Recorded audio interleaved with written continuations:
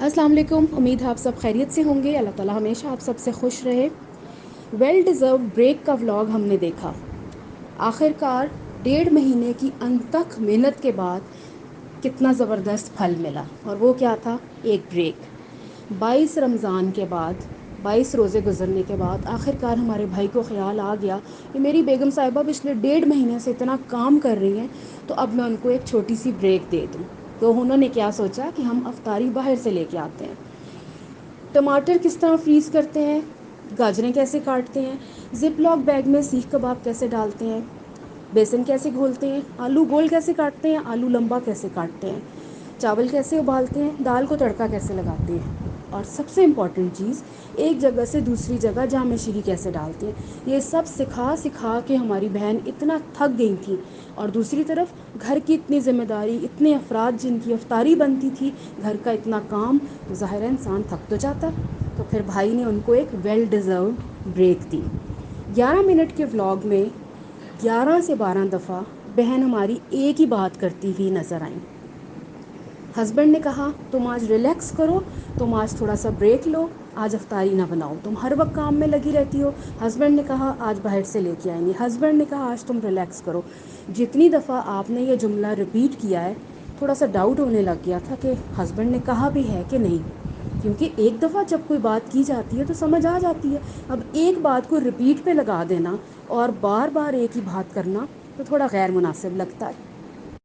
खैर जी, अफ्तारी आप लेने गई बाहर, आपने कहा एक्साइटमेंट थी, आज बाहर से अफ्तारी लेने गई, कचौरी खाने का भी दिल था, जलेबी खाने का भी मूड था, तो बाहर हम गए चीज़ें लेने। लेकिन जो आपका एक्साइटमेंट लेवल था उस टाइम, जब गाड़ी में आप दिखा रही थी, आपने कैप्चर अपने आप को किया, और जब गाड़ी तक जाते हुए भी आप दिखा रही थी, वो सब नहीं देखा। आपके फेस एक्सप्रेशंस, आपके जो बॉडी लैंग्वेज थी, वो नज़र आ रही थी कि आप कितना ज़्यादा एक्साइटेड थी। मार्केट गए आप, अफ्तारी का सामान लेके आए, जो भी आप लोगों ने ख़रीदा, जो भी आपने लिया, आखिर आप लेके घर आए, और घर आके आपने कहा आप मुझे देख सकती हैं मुझे कितनी भाग दौड़ा और मैं कितनी जल्दी में सब कुछ कर रही हूँ, क्योंकि रोज़ा खुलने वाला है। आपका वो व्लॉग देख के ऐसे लग रहा था जैसे कोई ज़लज़ला आया हुआ है, पैनिक क्रिएट हुआ है, ये भी हो जाए, ये भी हो जाए, समोसे भी गर्म हो जाए, वो भी गर्म हो जाए, ये भी रख लूँ, वो भी रख लूँ। मतलब कि आराम से भी काम हो सकता है। आप इतना हर वक्त भाग दौड़ क्यों करती हैं? अपने आप को थोड़ा सुकून दिया करें। आराम आराम से काम करके भी चीज़ें मैनेज करना आना चाहिए इंसान को। खैर जी, अफ्तारी आपने की, टेबल आपने लगाया, तो जब टेबल देखा, ज़ाहिर है आपने दिखाया सबको, तो उसमें से तो एक दो आइटम्स तो मुझे वही नज़र आए थे जो आप घर में बना के फ्रीज़ कर चुकी थी। समोसे भी आप बना के फ्रीज़ कर चुकी थी, सीख कबाब भी आप बना के फ्रीज़ कर चुकी थी, कुछ दिन पहले वो कस्टर्ड ट्राइफल जो खीर टाइप कुछ आपने बनाया था, वो भी आपने बनाया था, फिर आप खीर ले आए। तो ये सब चीज़ें तो ऑलमोस्ट आप घर में बना के खा चुकी थी, तो वही चीज़ें आप बाज़ार से भी ले आई। कुछ इस चीज़ की समझ नहीं आई, मुझे लगा था कोई डिफरेंट चीज़ आएगी, लेकिन कुछ भी ऐसा नहीं था। वही समोसे और वही जलेबी, वही खीर और वही सीख कबाब आप लेके आ गई।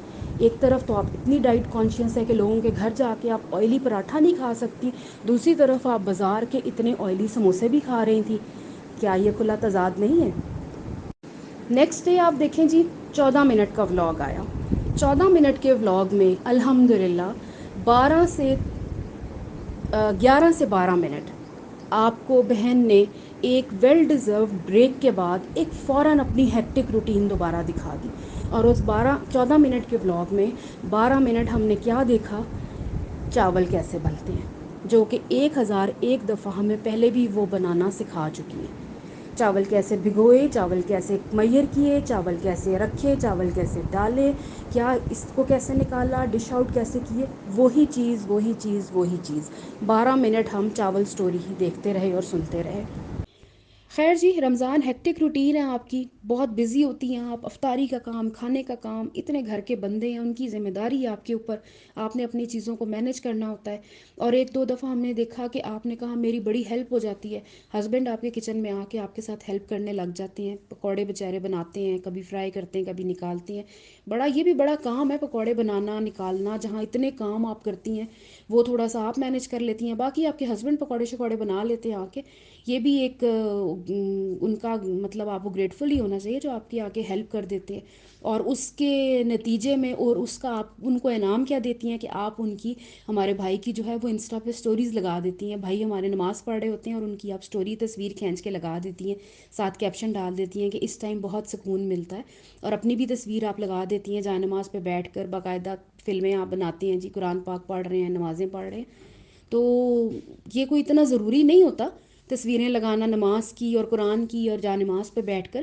یہ میں نے پہلے بھی کہا تھا کہ یہ چیزیں دکھا کر آپ کیا کنوے کرنا چاہ رہے ہیں کہ جی ہم نماز پڑھتے ہیں، ہم قرآن پڑھتے ہیں. الحمدللہ ہم سب بھی مسلمان ہیں، سب کو قرآن کی فضیلت، رمضان کی فضیلت، نماز کی فضیلت سب کو پتہ ہے.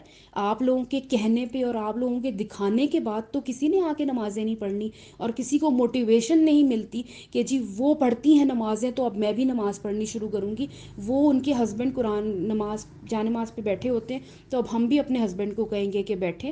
الحمدللہ سب مسلمان ہیں، سب نماز پڑھتے ہیں، اللہ تعالیٰ سب کو ہدایت دے، سب کو توفیق دے.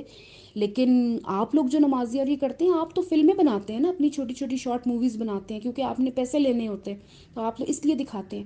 ورنہ تو آپ کے اس کے علاوہ دکھانے کا کیا مقصد ہے؟ اور تو کوئی مقصد نہیں ہے. یہ تو انسان کی پرائیویٹ چیزیں ہوتی ہیں، عبادات ہوتی ہیں، پرسنل ہوتی ہیں چیزیں، یہ دکھانے کی چیزیں تو نہیں ہوتی. لیکن آپ تو باقاعدہ دکھاتی ہیں چیز اور اس میں بڑا فخر بھی محسوس کرتی ہیں. سو کنسسٹنسی آپ کی ویسی ہی ہے جیسی 5 سال پہلے تھی، ویسے ہی کام آپ کے چل رہے ہیں. نیا ہم نے کیا دیکھا آپ کے ولاگز میں؟ کچھ بھی نہیں. اپنا بہت سا خیال رکھیے گا. اللہ حافظ.